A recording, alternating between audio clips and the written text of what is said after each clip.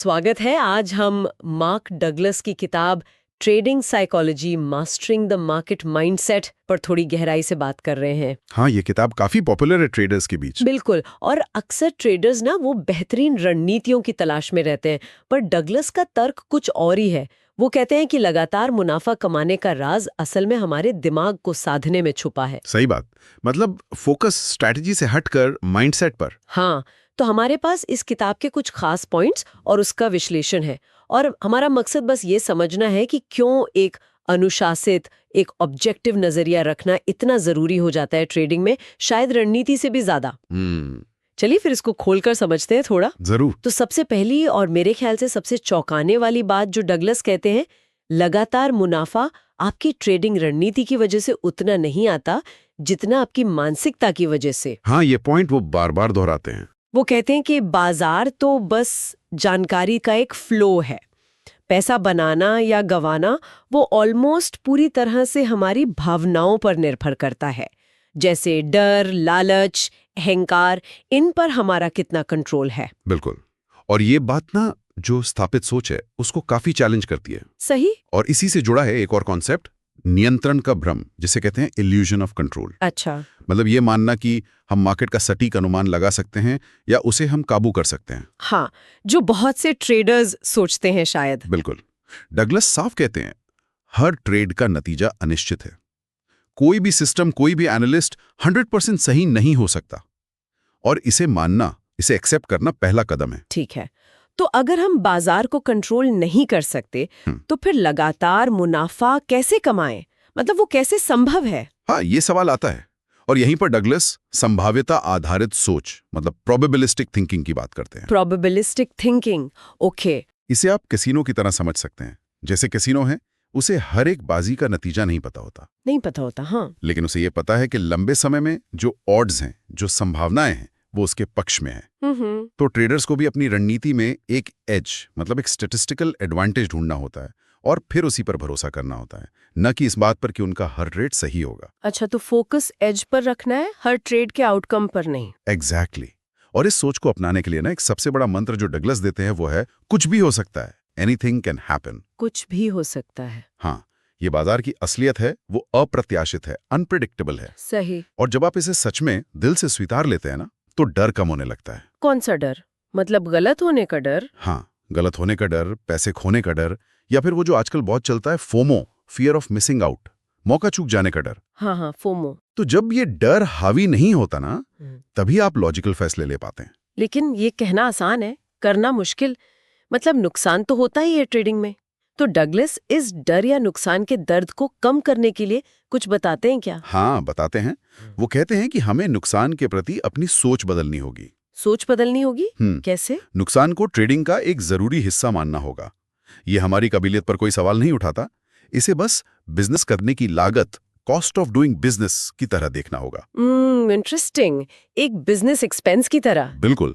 और साथ ही वो कहते हैं कि हमें अपनी अवचेतन मान्यताएं, जो सबकॉन्शियस बिलीफ्स हैं, उनको पहचानना होगा और उन्हें बदलना होगा, जो हमें नुकसान से इतना डराती हैं। ये काफी गहरा है।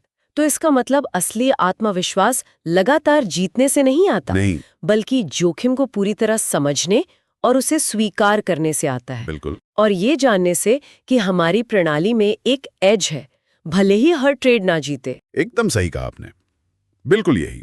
और इसी आत्मविश्वास को बनाने के लिए डगलस कुछ खास विश्वास प्रणालियां, मतलब बिलीफ सिस्टम्स अपनाने पर जोर देते हैं।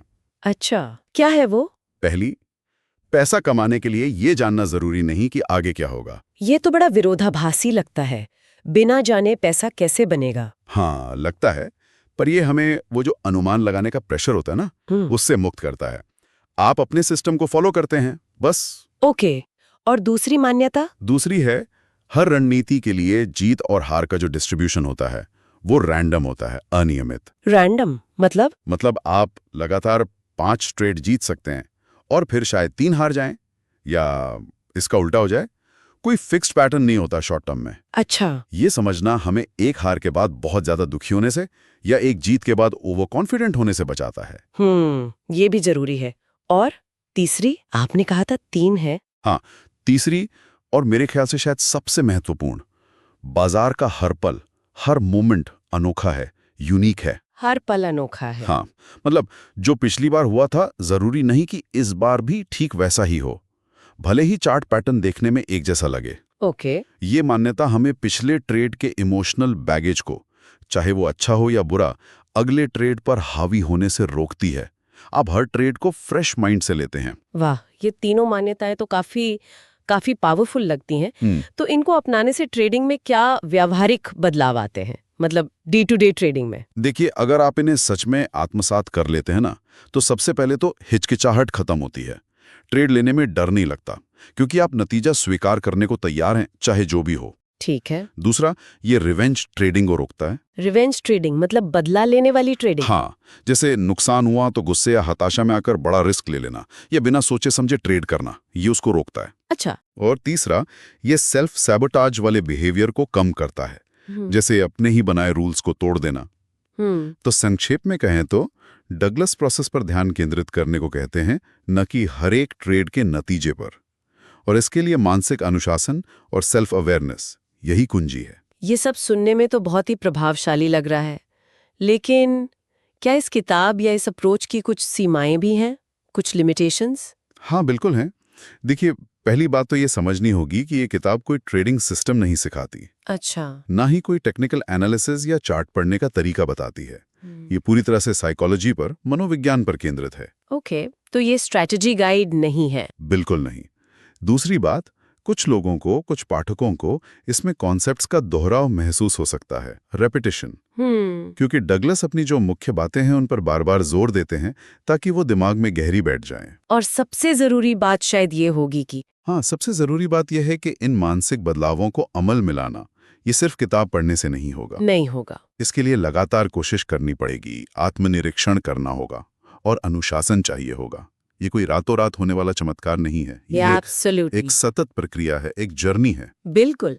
तो इस पूरे बातचीत का सार निचोड़ यही निकलता है कि ट्रेडिंग की दुनिया में महारत हासिल करने के लिए बाजार की नब्ज पकड़ने से कहीं ज्यादा जरूरी है अपने मन की नब्ज पकड़ना और उसे साधना। रणनीति जरूरी है, मैं ये नहीं कह रही कि नहीं है, पर सही मानसिकता के बिना वो शायद अधूरी रह जाती है। एकदम सही। रणनीति और मानसिकता दोनों साथ साथ चलती हैं और जाते आते सोचने के लिए एक विचार छोड़ जाते हैं सबके लिए। हाँ, जरूर। अगर बाजार का हर पल वाकई अनोखा है, यूनिक है, जैसा डगलस कहते हैं, तो क्या हम अक्सर ये गलती नहीं करते कि पिछली सफलताओं के आधार पर भविष्य की उम्मीदें बांध लेते हैं, या फिर पिछली असफलताओं के डर से वर्तमान के अवसरों को ठीक से देख ही नहीं पाते? बहुत अच्छा सवाल है। ये हमें हर स्थिति का, हर मौके का नए सिरे से, बिना किसी पिछले बोझ के मूल्यांकन करने की चुनौती देता है। सही बात।